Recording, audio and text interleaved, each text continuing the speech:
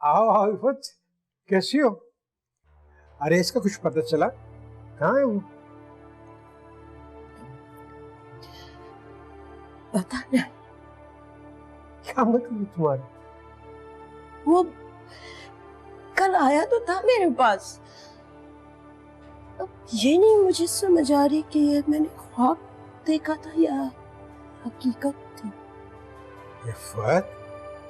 हारून भाई, मेरा बेटा मर गया। क्या? किसी बहकी बातें कर रही है ये? इफ़त, क्या कह रही हो तुम? होश में तो हो? मेरा जवान बेटा मर गया और देख नहीं रहे हम लोग, मैं जिंदा। इफ़त, तुमने जरूर कोई डरावना ख्वाब देखा होगा। नहीं, ऐसा नहीं है। वो आया था मेरे पास और वो कह रहा था मैं मर गया हूँ। मैंने उसको हाथ भी लगाया था यूं करके, लेकिन वो तो एक जिंदा लाश की तरह खड़ा हुआ था। इफ़त, सुनो, तुम्हारी तबीयत ठीक नहीं है, आओ थोड़ी देर आराम कर लो। चलो। यार मेरा बेटा मर गया और आप कह रही मैं आराम करूं? आप आरिस के लिए कुछ करते क्यों नहीं है? जो मैं कर सकता था वो तो कर रहा हूँ। पुलिस को ढूंढ रही है, उसके सारे दोस्तों के पास जाके उसको देखा, इसका कहीं का पता नहीं चल रहा। इसलिए कि वो कब्र में आराम कर रहा है। अरुण भाई, अब समझ क्यों नहीं रहे आप लोग? नहीं इफ़त, नहीं।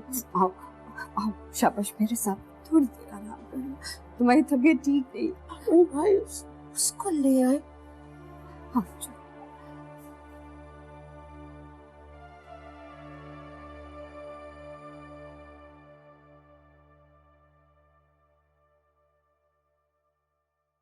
तन्हाइयाँ वीरानियाँ हैं बस हर सू अब तो,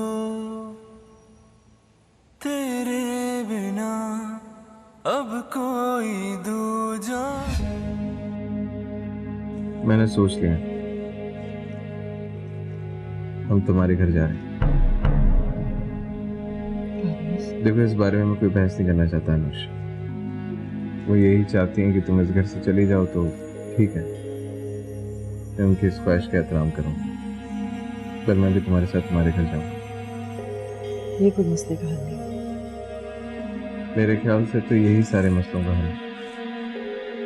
इसे फरार कहते हैं, मगर तुम इस तरह हकीकत से फरार हासिल नहीं कर सकते। मैं हासिल करना चाहता हूँ फरार, तुम्हारे साथ रहना चाहता हूँ, अपनी मोहब्बत के साथ रहना चाहता हूँ।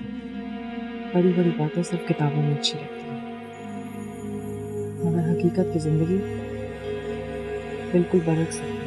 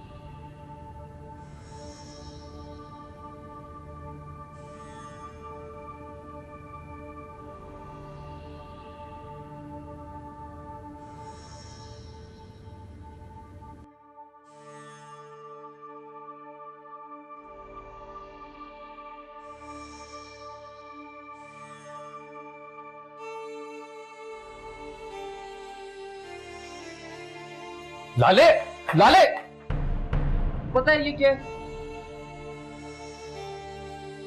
जो भी है, पर मुझे पता है इससे मेरी तकलीफ तो हो जाएगी। कैसी बातें कर रहा है? जिस्म में तकलीफ है क्या? दिल में तकलीफ है मेरे। ना शहजादे ना, ऐसे नहीं करते। देख, मैं तुझे ऐसी सिगरेट बना देता हूँ, लेकिन देख आइंदा तू इस इंजेक्शन को हाथ नहीं लगाएगा। क्यों नहीं लगाऊंगा हाथ? तुम लोग भी तो हाथ लगाते हो इसे। अरे हमारी बात छोड़, हमारे पास इसके अलावा करने को और कुछ है भी नहीं। और हम मर भी गए तो हमारे घर वालों को कोई फर्क नहीं पड़ना, वो शुक्राने पड़ेंगे। हर महीने पैसे तो नहीं भेजना पड़ेंगे उनको। हाँ तो मेरा भी कोई नहीं है, मुझे भी इंजेक्शन लगाना है। अरे तेरी माँ है, तू अपनी माँ का वाइस सहारा है। मैं ठीक कह रहा हूँ, अपनी माँ की कदर कर। पर मैं तो नालायक हूँ, नाफरमान हूँ, किसी का कुछ अच्छा नहीं किया मैंने। देख, उन्होंने कुछ भी किया हो लेकिन माँ माँ होती है। मुझे इंजेक्शन दे दे वरना मैं खुदकुशी कर लूंगा। तो ये भी तो खुदकुशी है। तुम लोग भी तो लगाते रहते हो, तुम लोगों को तो कुछ नहीं होता। तू खास है और हम ये जानते हैं। मैं नहीं हूं खास, मैं झूठा हूं, धोखेबाज हूं, संगदिल हूं। उस लड़की ने मेरी जान बचाने के लिए मुझसे शादी की और मैंने क्या किया बदले में उसके साथ? क्या किया मैंने? जलील किया उसे, तबाह कर दिया उसे, बर्बाद कर दिया। कहीं का नहीं छोड़ा मैंने उसे। बस कर दे लाले, इतनी नफरत मत कर खुद से। इतना अगर किसी पहाड़ के साथ हुआ होता तो वो भी टूट चुका होता। हाँ देखना फिर मैं कितना ढीठ हूं। और ढीठ हूं। और ना शहजादे, इंजेक्शन दे रहा है नहीं है, मैं कहीं बाहर से जाकर ले लूं। अच्छा चल फिर मैं खुद ही लगा देता हूं तुझे। हाथ दे।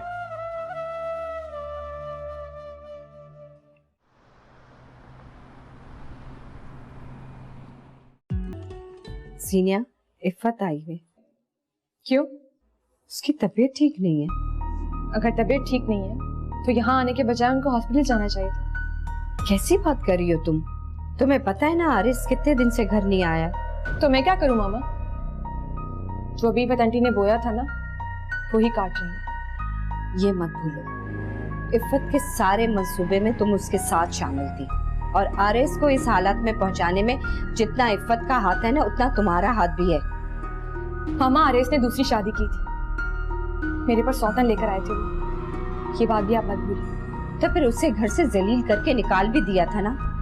तो मुझे एक बात बताओ सीनिया, जब तुम्हें आरिस से मोहब्बत नहीं थी तो फिर ये सारी साजिशें करने की क्या जरूरत थी? तो फिर तुमने अनुष और आरिस को एक क्यों नहीं होने दिया? मुझसे ये सब कुछ ना पूछे मामा, प्लीज। इफ़त अजीब बहकी बहकी बातें कर रही है। उसने इस सारी चीजों का बहुत असर ले लिया है।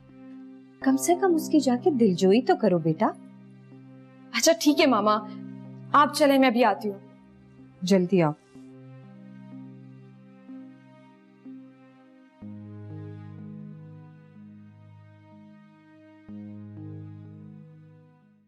मेरे ख्याल से तो अब उसे बता देना चाहिए। नहीं, अभी नहीं। उसे मिस कर रहा होगा। मैं चाहती हूँ इस बार वो खुद फैसला करे कि उसे करना क्या है। उसका एहसानमंद तो है। उसका एहसान नहीं माने, उसको दिल से पसंद करे और उसकी कमी को महसूस करे और उसको एहसास हो कि सारा की अहमियत उसकी जिंदगी में क्या है। कहती तो तुम ठीक हो।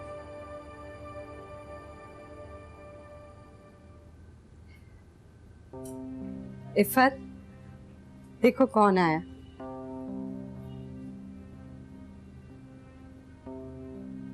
जीनिया, जीनिया, जीनिया मेरा बच्चा, तुम कहाँ चली गई थी? हाँ, मुझे छोड़ के कहाँ चली गई थी?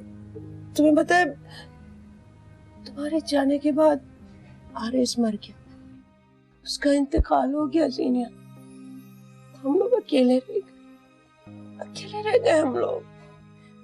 कुछ नहीं हुआ आंटी, पता नहीं क्या क्या बोल रही है, कोई बात नहीं है। इफ़त, कैसी बातें कर रही हो? आरिस जिंदा है। नहीं, वो जिंदा नहीं है। वो आया था मेरे पास, वो कह रहा था वो मर गया है। मैंने जब उसको हाथ लगाया ना, उसका जिस्म बिल्कुल ठंडा हो चुका, बिल्कुल ठंडा। नहीं, उसे कुछ नहीं हुआ, संभाले अपने आप को, उसे कुछ भी नहीं हुआ है। आरिस है हमारे साथ। मेरा तो एक ही बच्चा था, वो भी चला गया। वो कहीं नहीं गया, वो यही है आंटी, कहीं नहीं गया। नहीं, देखो तुम रो रही हो ना, फिर मत रो। नहीं रो, तुम भी नहीं रो।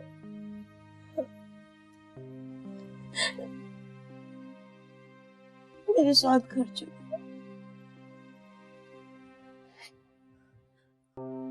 ले जाओ, आपके साथ आपके घर जाऊंगी, हमारे घर जाऊंगी जहाँ हरेश में और आप, हम सब वहां रहेंगे, सब ठीक हो जाएगा। चलो आओ खाना खा लो।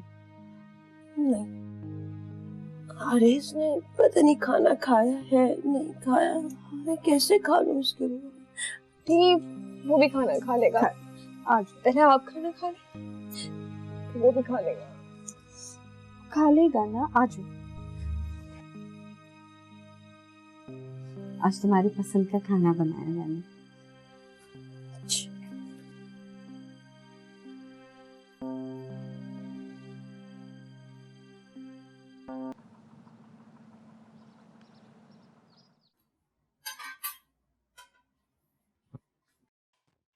तुम इतनी सुबह सुबह किचन में क्या कर रही हो?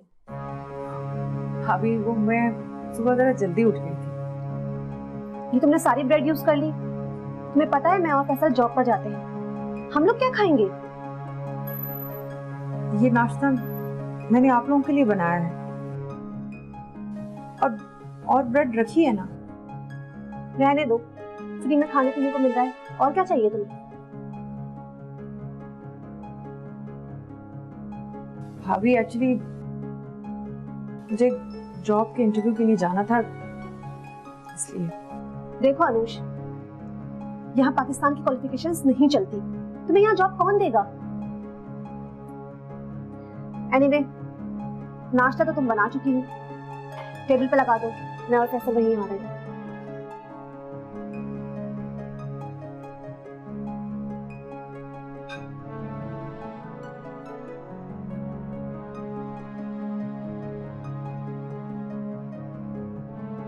हारू, ये लीजिए। सुने, आरिस का कुछ पता चला? वही चला गया होगा जहाँ पिछली मर्तबा गया था वो। पिछली मर्तबा कहाँ गया था? अपने दोस्तों के पास। हारून, तुम्हें या जीनिया को उसके दोस्तों को पता है? नहीं, उसने आज तक कभी भी अपने किसी भी दोस्त का तस्करा मेरे सामने नहीं किया। तो करोड़ों की आबादी वाले शहर में एक आदमी को मैं कैसे ढूंढ सकता हूँ? ये दुनिया है हारून, यहाँ पे किसी को तलाश करना वही मिसाल है ना कि भूसे के ढेर में सुई को तलाश करना। वो इफ़त अब कैसी है? डॉक्टर से देख के चला गया है, सुकून का इंजेक्शन लगाया था, सो रही है वो। उसे डॉक्टर क्या कह रहा था? डॉक्टर कह रहा था कि बहुत ज्यादा डिप्रेशन में है, और यही डिप्रेशन इसको साइकोलॉजिकल प्रॉब्लम कर देगा। वो अपने आप को इस सारी चीजों का जिम्मेदार समझ रही है। किस चीज का जिम्मा? यहाँ कोई किसी का जिम्मेदार नहीं है, तकदीर में जो कुछ लिखा होता है वही होता है। और इफ़त ये भी कह रही थी कि मैं अनुष से माफी मांग लूंगी, बहुत अच्छी लड़की है, मुझे माफ कर देगी। लेकिन शायद इफ़त को ये नहीं पता कि अनुष जा चुकी है, बहुत देर हो गई है। यहाँ तो नहीं है तो कहाँ है? अनुष अमेरिका चली गई है अपने भाई के पास।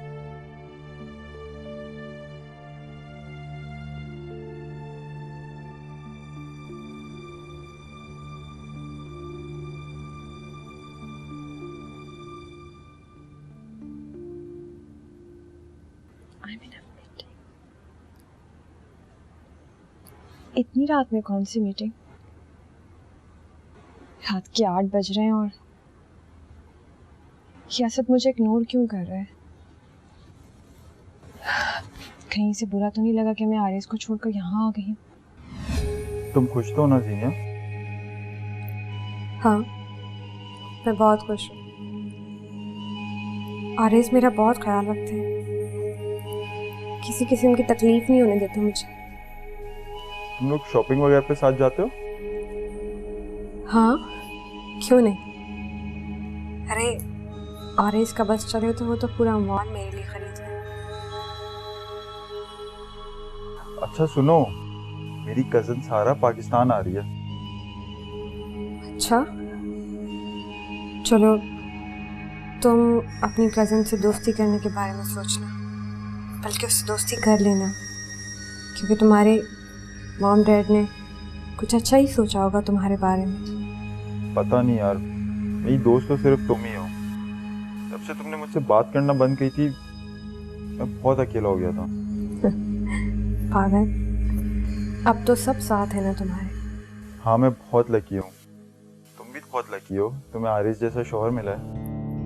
हाँ, खैर अल्लाह जो करता है बेहतर करता है। आसमान पे तुम्हारी और तुम्हारी कजन की जोड़ी लिखी थी और मेरी और आरिस की। इतनी जल्दी नहीं, इतनी जल्दी नहीं, पहले उससे मिलूंगा, सोचूंगा, फिर कोई फैसला लूंगा।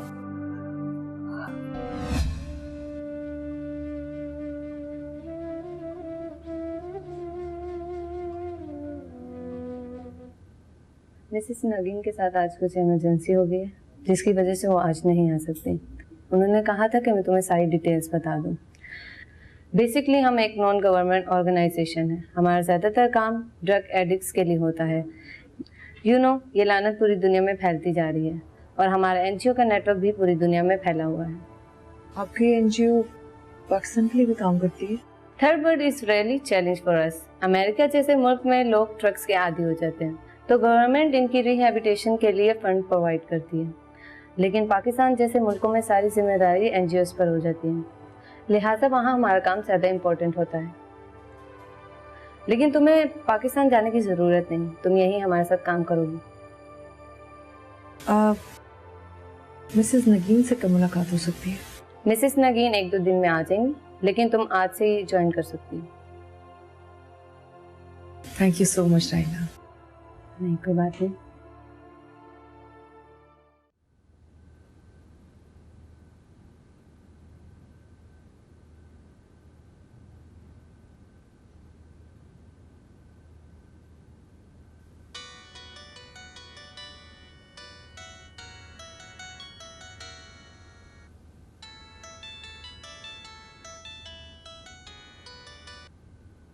हेलो जीनिया।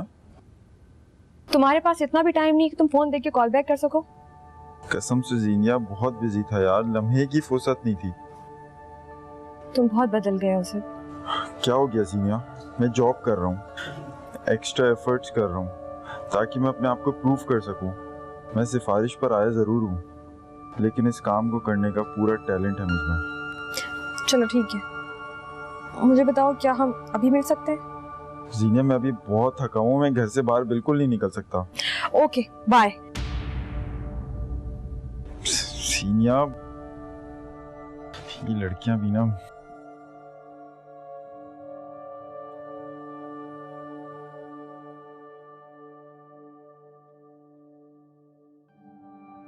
हाँ चले गए सब लोग। मम्मा, पापा,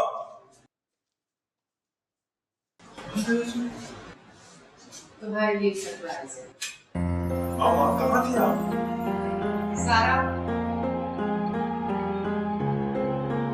सारा नहीं आनी चाहिए। ये कहीं का थी? कहाँ था? मुझे कुछ समझ नहीं आ रहा है, इस घर में क्या चल रहा है? ये कहाँ से आ गई? अच्छा चलो आओ, चलो। फैसल, आपकी बहन कब जाएगी?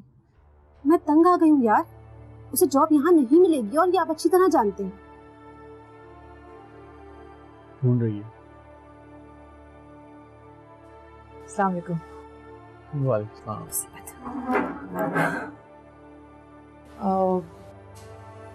ओ भाभी, फैसल भाई वो मेरी जॉब। देखो अनुष, तुम्हें यहाँ जॉब नहीं मिलेगी। तुम इस बात को क्यों नहीं समझ रही? फैसल भाई मैं यही बताने आई थी। देखो अनुष, मैं तुम्हें पहले भी बता चुका हूँ और मैं अब भी बता रहा हूँ कि तुम्हें कोई अच्छी जॉब नहीं मिलेगी, तुम्हें कोई और जॉब ही करनी पड़ेगी। और कोई हर्ज भी नहीं है, बहुत सारी लड़कियां करती हैं। क्यों माया? मुझे जॉब मिल गई है एक एनजीओ में, सोशल वर्कर की। एनजीओ? कौन सी एनजीओ? पूरी दुनिया में काम करती है ड्रग एडिक्ट्स के लिए। एनजीओस में तो बहुत अच्छी सैलरी मिलती है ना? जी $3000 की है। $3000? कमाल है, तुम्हारी तो क्वालिफिकेशंस यहाँ एक्सेप्टेबल नहीं थी। इतनी अच्छी नौकरी कहाँ से मिल गई उसको? क्वालिफिकेशन एक्सेप्टेबल हो ना हो, मगर मेरा एक्सपीरियंस है। कराची में मैं सोशल वर्क करती रही हूँ और एनजीओ के लिए काम भी करती रही हूँ। Good, congratulations. फिर तो तुम्हें हमारे घर पे रहने की बिल्कुल जरूरत नहीं है। तुम तो अपना अपार्टमेंट अफोर्ड कर सकती हो, क्यों फैसल? जी। तुमने खाना खाया?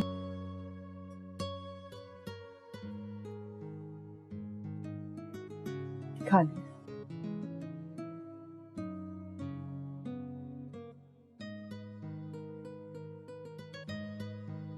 असद, आंटी और अंकल ने जब ये देखा कि तुम मुझे कितना इग्नोर कर रहे हो, तो उन्होंने मुझे अपनी एक दोस्त के घर भेज दिया और तुमसे कहा कि मैं अमेरिका चली गई। लेकिन क्यों? देखो, हमने ये सब कुछ इसलिए किया था ताकि तुम्हें एहसास हो कि जब कोई तुम्हारा ख्याल रखने वाला दूर चला जाए तो कितनी तकलीफ होती है। और हमने देखा कि तुम सारा को बहुत मिस कर, है ना? असद, मैंने सुना तुम मुझे बहुत मिस कर रहे थे। गलत सुना है तुमने, कोई मिस नहीं कर रहा था मैं तुम्हें। ये झूठ बोल रहे हो, ये वाकई तुम्हें मिस कर रहा था। बल्कि मैं तो उस वक्त इस लजीज खाने को मिस कर रहा था। बहुत झूठ हो। अच्छा चलो खाना लो। अच्छा, आप लोग मेरे साथ ड्रामा कर सकते हैं तो मैं नहीं कर सकता? आगे चलो खाना लो। और बच्चों पे ना ड्रामे सूट नहीं करते। बहुत भूख लगी है। हाँ।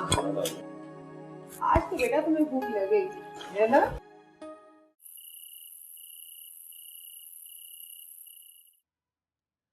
तुमने ज़ैनिया से उस लड़के के बारे में मालूम किया? असद? हाँ। नहीं। तुम उसे घर पे बुला लेती तो मैं भी मिल लेता उससे। हारून, आप देख रहे हैं घर में कितनी टेंशन चल रही है। मैं भी तो इसी टेंशन से निकलना चाहता हूँ। आंख बंद करने से मुश्किल हल नहीं हो जाती है। हाँ, तो ठीक कह रही है। आप देखें ना, अभी इफ़त भी घर में है और उससे पता चलेगा कि हम ज़ेनिया की शादी के बारे में बात कर रहे हैं तो वो और भी टूट जाएगी। हाँ, पता नहीं मैं भी क्या क्या सोचता रहता हूँ। वैसे इस वक्त ज़ेनिया की शादी की बात करना भी नामुनासिब। बस हारून, आप किसी भी तरह आरिस को ढूंढ के घर ले आए ताकि इफ़त के दिल को भी करार आ जाए। आरिस के बगैर तो डिवोर्स भी नामुमकिन। हारून प्लीज, अब दोबारा ये अल्फाज मत बोलिएगा।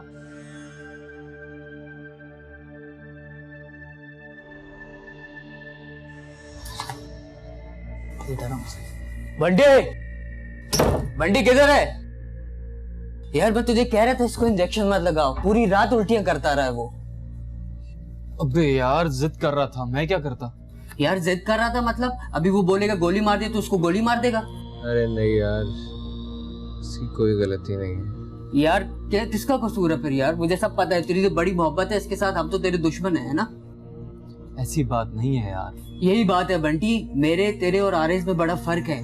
हमारी जब दाढ़ी मूछे भी नहीं थी तब से नशा कर रहे, इसको जुम्मा 8 दिन हुआ है। क्या बात कर रहा है यार?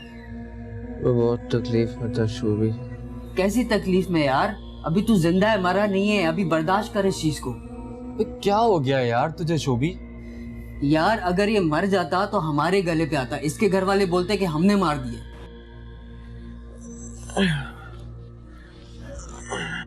ओ शहजादे, किधर?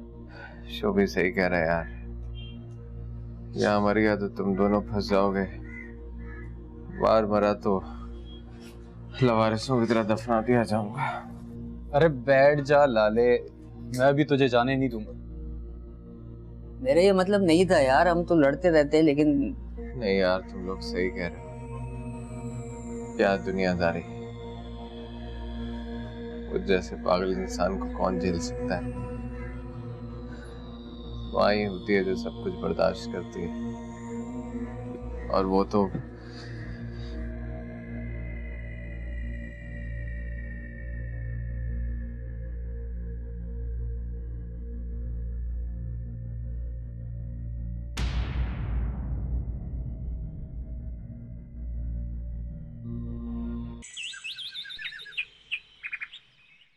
Asad wait wait wait wait wait 1000 बार मना किया है, मुझे पीछे से आवाज मत दिया करो। अच्छा सॉरी, ये लो। ये क्या है? ये वाटर बॉटल है और ये टिफिन है। मुझे स्कूल जाने वाला बच्चा समझाओगे क्या? स्कूल नहीं, बाहर तो जा रहे हो ना। हमारे ऑफिस में मिनरल वाटर भी मिलता है और अच्छे रेस्टोरेंट के बर्गर और सैंडविचेस भी। सब पता है मुझे अच्छे रेस्टोरेंट के खाने के बारे में, टीवी पे देखा है मैंने। और तुम्हें पता है ये मिनरल वाटर भी ना हेल्थ के लिए अच्छा नहीं होता। सबसे बेस्ट होता है घर का बॉइल्ड वाटर। अब ये ओके बाय। लाफिज।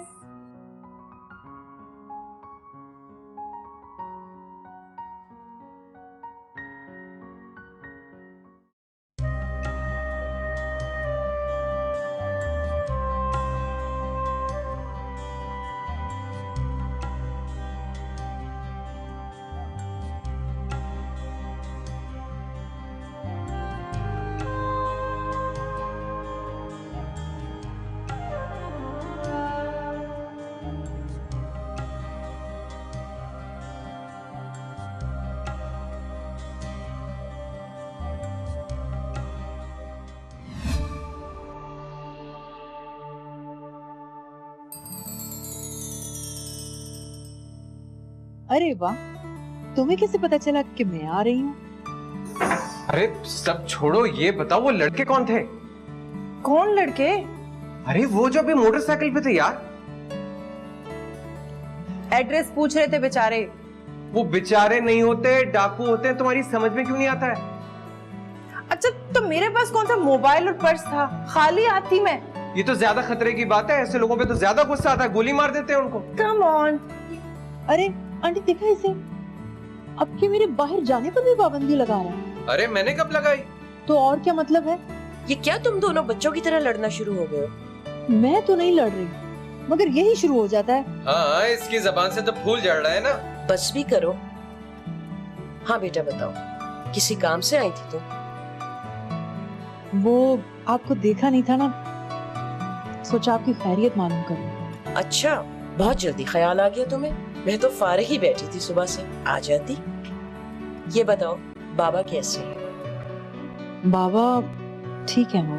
हाँ बस ठीक ही है। अच्छे तो तब होंगे जब ये इतना बड़ा बोझ उनके सर से उतरेगा। जब बड़े आपस में बात कर रहे हो तो बच्चे बीच में नहीं। और वैसे भी मैं तुमसे बात नहीं कर रही। इसे मैं क्या कह रही थी, आओ चले ना। Excuse me. ओ हेलो, कौन बच्चा है यहाँ पर?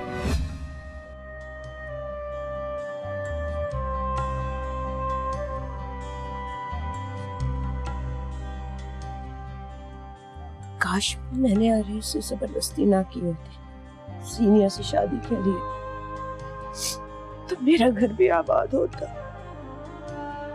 मैंने तो सबकी बेहतरी के लिए सोचा था, सब कुछ अच्छे के लिए किया था,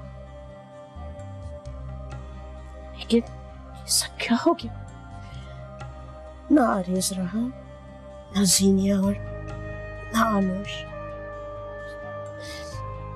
तना रह गई हूँ मैं, अकेली रह गई हूँ।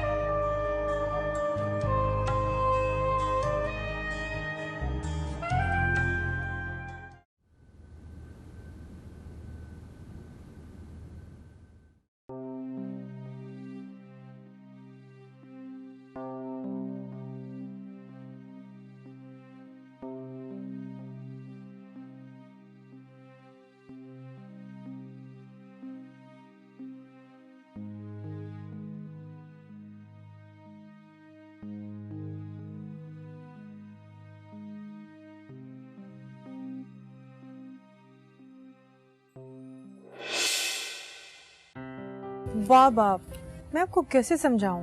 मैं आपको छोड़कर अमेरिका नहीं जा रही। क्यों नहीं जाओगी बेटा? तो फिर आपके पास कौन होगा? मेरे पास रहमान है, और फिर वो आरेज भी तो है अपने बेटों जैसा।